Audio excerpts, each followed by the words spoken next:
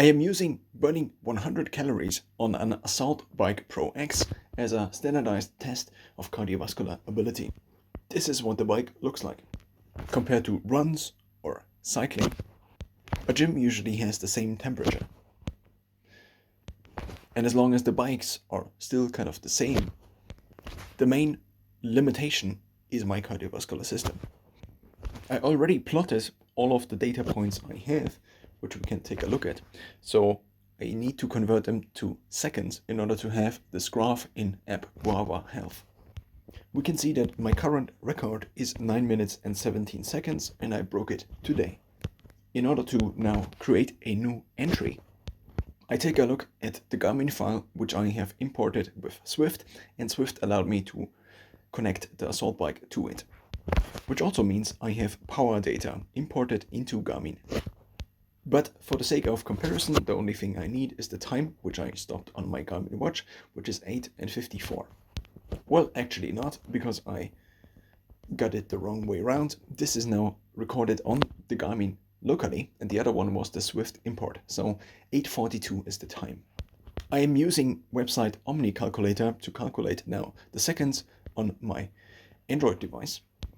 I enter the 8 minutes and 42 seconds, which then results in 525 seconds. I also add the time in minutes and seconds as a note to be able to compare it better.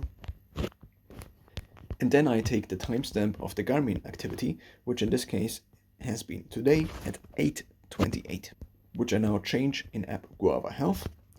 We change it to 8:28, and now again I have an additional data point, which now I can use to correlate it with my creatine intake, let's say. So in correlations, I can select a factor such as medication, and then I select creatine, and I've logged it for 600 days. And I want to take a look at, let's just take a look at whether I took this med. I click on done. And how does this affect Assault Bike 100 kilocalories? And now here I don't want to have the occurrence, but the value. I click on done, and as of now there is no correlation for 1 day. I can also change it to later that same day or the next day, assuming I need some time to digest the creatine. But of course it could also be the case that I have not taken creatine yet on the day on which I did this workout.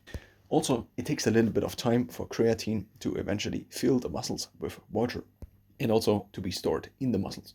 So I could select a different time interval and see whether there is a change, but since I have so little data points, it's not that surprising that currently there is no correlation.